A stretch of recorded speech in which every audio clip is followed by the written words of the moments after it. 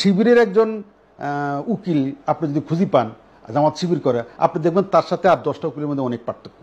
ছাত্র শিবির এমন একটা সংগঠন যে সংগঠন ছাত্র জীবন থেকে তাদেরকে তৈরি করে, তাদেরকে তৈরি করে লিডার হিসেবে তৈরি করে, তাদেরকে তৈরি করে একজন সৎ মানুষ হিসেবে তৈরি করে। শিবির করলে আপনাকে চারিত্রিকভাবে মানে আপনার চারিত্রিক বৈশিষ্ট্য খুব ভালো থাকতে হয়। আপনি এই শৃঙ্খলাটা আপনি আমাদের প্রত্যেক সমাজের প্রত্যেকটা স্তরে এই শৃঙ্খলা তাদের কাছ থেকে শিখার আছে। আমরা যখন ছাত্র, বিশেষ করে আমরা যখন মাধ্যমিক উচ্চ মাধ্যমিক পর্যায়ে, তখন ওনার নাম শুনতাম। উনি ছাত্র নেতা হিসেবে বাংলাদেশে আবির্ভূত হয়েছেন এবং বাংলাদেশে বলতে গেলে শিবিরের রাজনীতি তো ওনার হাত দিয়ে শুরু। তার মানে উনি প্রতিষ্ঠাতাদের একজন। আমি তো মনে করি পায়োনিয়ার ছিলেন উনি, মীর কাসেম আলী। আমরা যখন মাধ্যমিক এবং উচ্চ মাধ্যমিক পর্যায়ে তখন অনেক শুনতাম এবং অনেক শিবিরের দাওয়াত আমাদের কাছে আসতো, তখন ছিল এরকম। মীর কাসেম আলীর অবদান ছাত্র শিবিরের প্রতিষ্ঠাতা হিসাবে ওনার অবদান আছে, সেটা তো আছেই। ওনার কারণেই বাংলাদেশে আমি যতটুকু মনে পড়ে তখন আমরা মানে স্কুল লেভেলে বাংলাদেশের স্কুলে স্কুলে কলেজে কলেজে শিবিরের মানে দাওয়াত পৌঁছাতে গিয়ে শিবিরের যে কর্মসূচি এটা খুব জনপ্রিয় হয়েছে কিন্তু ওনার আমলেই। এবং এটা আমার মনে আছে বাংলাদেশের প্রত্যন্ত গ্রামে গঞ্জে পর্যন্ত, গ্রামে গঞ্জের যে স্কুল কলেজগুলো আছে উপজেলা লেভেলে জেলা লেভেলে, হ্যাঁ, সেখানেও তাদের এই শিবিরের কর্মসূচি, শিবির যে একটা সংগঠন, শিবির যে ছাত্রদের মধ্যে এমন একটা দাওয়াত পৌঁছাতে সক্ষম হয়েছে যার মধ্য দিয়ে তারা মনে করছে যে এটা একটা ব্যতিক্রম ধর্মী ছাত্র সংগঠন। এবং এটা লক্ষ্য করে থাকবেন, শিবির এমন একটা সংগঠন যে এখানে যারা শিবির করে তারা নলেজ ভিত্তিক তাদের কর্মসূচি। দেখেন, শিবির করলে সে 5 ওয়াক্ত নামাজ পড়তে হয়, শিবির করলে তাকে আপনার তার সংগঠনে কিছু ডোনেট করতে হয়, হ্যাঁ, শিবির করলে আপনাকে চারিত্রিকভাবে মানে আপনার চারিত্রিক বৈশিষ্ট্য খুব ভালো থাকতে হয়। আপনি শিবির করলে আপনি মদ গাঁজা খাইতে পারেন না, শিবির করলে আপনি বাপ মায়ের অবাধ্য হইতে পারেন না, শিবির করলে আপনি এই যে এখন যে যুগে আসছি আমরা ইয়াবা মদ বা এই যে যেগুলো আমাদের তরুণ সমাজ যুব সমাজকে আপনার নোংরা করছে, এটা করার কোনো সুযোগ নেই। ওরকম ছেলে শিবিরের থাকার কোনো সুযোগ নেই এবং থাকতে পারে না। সুতরাং আমি তো মনে করি যে সূচনাটা মীর কাসেম আলী করেছেন, এটা এখনও যত দিন যাচ্ছে এটার আবেদন দিন দিন এবার এই আন্দোলনের মধ্য দিয়ে প্রমাণিত হইল যে ওই শ্রেণীটাই মূলত মানে তরুণদের মধ্যে যে শ্রেণী নিজেদের মধ্যে শৃঙ্খলা আছে, নিজেদের মধ্যে আপনার ডিভোশন আছে, নিজেদের মধ্যে সত্যের প্রতি নিষ্ঠা আছে, এরকম না হলে কোনো আন্দোলন সংগ্রাম সফল হয় না। এটা তো প্রমাণ এই 24 এই গণ অভ্যুত্থান, ছাত্র গণ অভ্যুত্থান প্রমাণ করছে। এই শিবিরের ছেলেরা এরা তাদের নিষ্ঠার সাথে, তার একাগ্রতার সাথে যদি এটার সাথে জয়েন না করতে আন্দোলনের সাথে, তো এই আন্দোলনে এই হাওয়া লাগতো বলে তো অনেকেই তো মনে করে এটা হইতো না।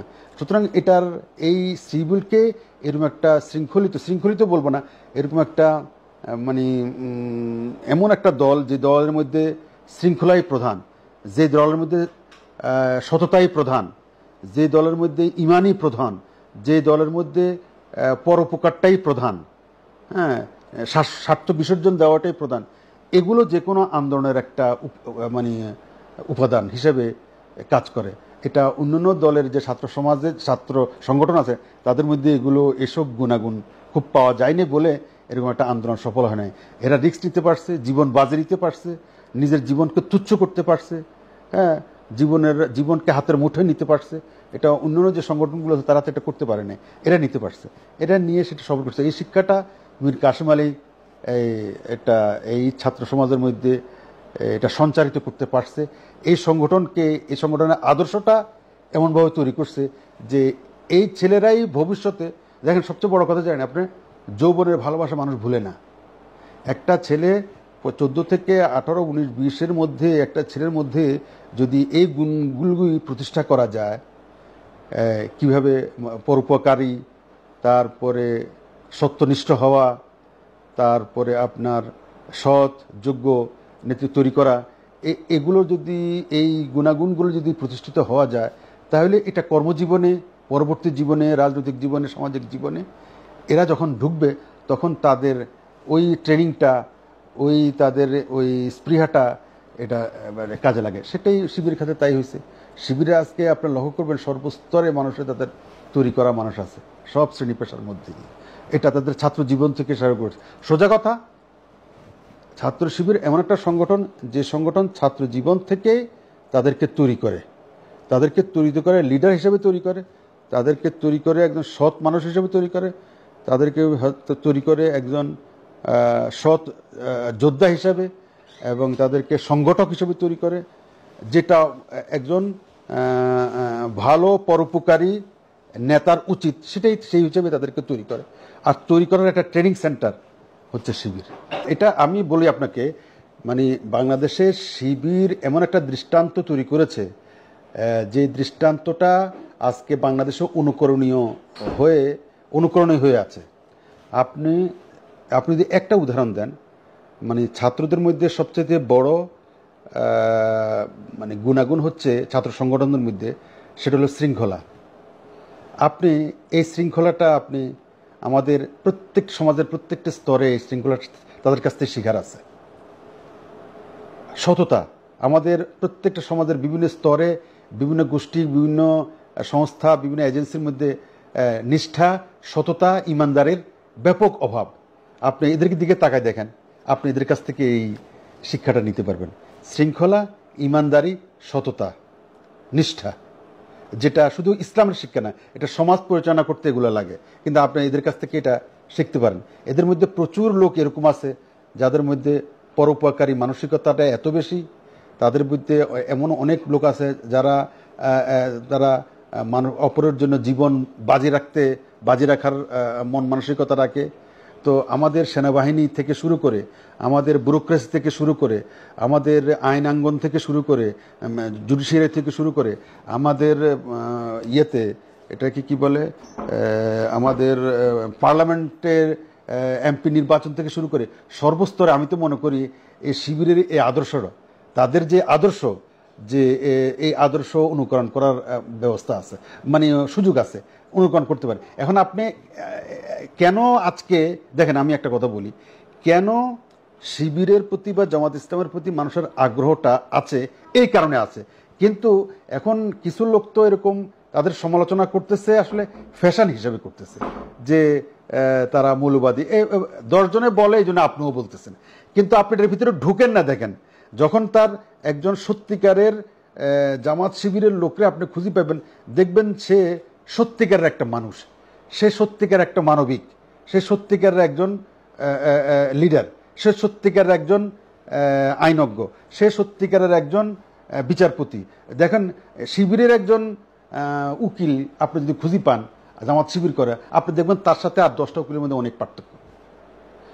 আপনি শিবিরের একজন সরকারি কর্মকর্তা আর সাধারণ সরকারি কর্মকর্তা আপনি খুঁজে দেখবেন অনেক পার্থক্য, চারিত্রিক বৈশিষ্ট্যের দিক থেকে, কথাবার্তার দিক থেকে, চরিত্রের দিক থেকে, সব দিক থেকে পার্থক্য।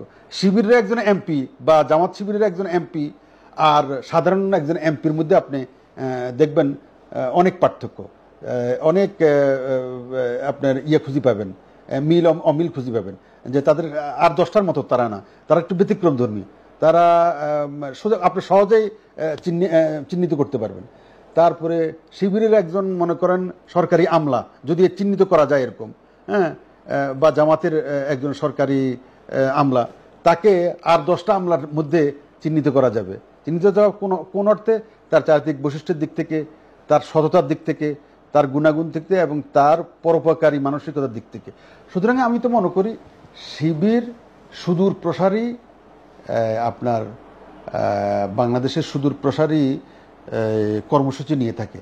তারা সমাজের সর্বস্তরে এমন কিছু লোক সৃষ্টি করতে চায় যাদের মধ্য দিয়ে দেশে আগামী দিনে একটা ইনসাফ ভিত্তিক, ন্যায় ভিত্তিক একটা সমাজ প্রতিষ্ঠা করা যায়। শুধু রাজনৈতিক দলের মধ্যে ন্যায়ভিত্তিক সমাজ লোক থাকলে তো চলবে না, সর্বস্তরে সব শ্রেণী পেশার মধ্যে এরকম ন্যায়নিষ্ঠ লোক লাগবে।